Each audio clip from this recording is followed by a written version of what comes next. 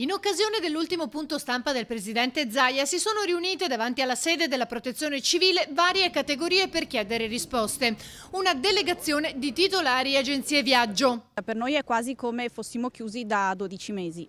Noi vogliamo dalla Regione un contributo a fondo perduto che ci permetta di coprire quelle spese che comunque stiamo continuando a sostenere in agenzia, come affitti, bollette, assicurazione per la responsabilità civile, per la quale la Regione stessa ci toglierebbe l'autorizzazione per l'operato. Paghiamo un'assicurazione contro il nostro fallimento che tutela i nostri clienti. Siamo una tipologia di aziende che non fanno assolutamente lavoro sommerso o comunque fatturato sommerso, è tutto dichiarato, ma seppur siamo così, siamo completamente dimenticati dalla Regione e non sappiamo il motivo. Un'altra richiesta arriva poi dalle maestre diplomate magistrali che ormai da troppo tempo chiedono aiuto. In Veneto sono 3.000 le maestre che rischiano il posto. Siamo ancora qui con la problematica dei docenti magistrali, che è diventata molto più pressante negli ultimi giorni visto che ci sono state le ultime sentenze e verremo licenziati a breve. Il problema è tutto Veneto perché ci saranno 3.000 licenziamenti in Veneto ed è ancora più grave perché gli insegnanti licenziati non avranno diritto alla disoccupazione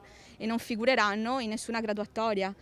E anche prendendo il posto da concorso ad agosto non potranno tornare nelle loro classi perché il loro posto è occupato da se stessi, quindi è una cosa kafkiana. Noi abbiamo anche superato il concorso e abbiamo anche le lauree. Ora abbiamo questo concorso, chiediamo che vengano riconfermati i ruoli e per chi non dovesse essere preso che si aprano queste graduatorie e che si assuma anche dalle graduatorie di istituto, perché noi non figuriamo all'attuale, essendo di ruolo, in nessuna graduatoria, quindi rischiamo proprio di non lavorare nemmeno a settembre.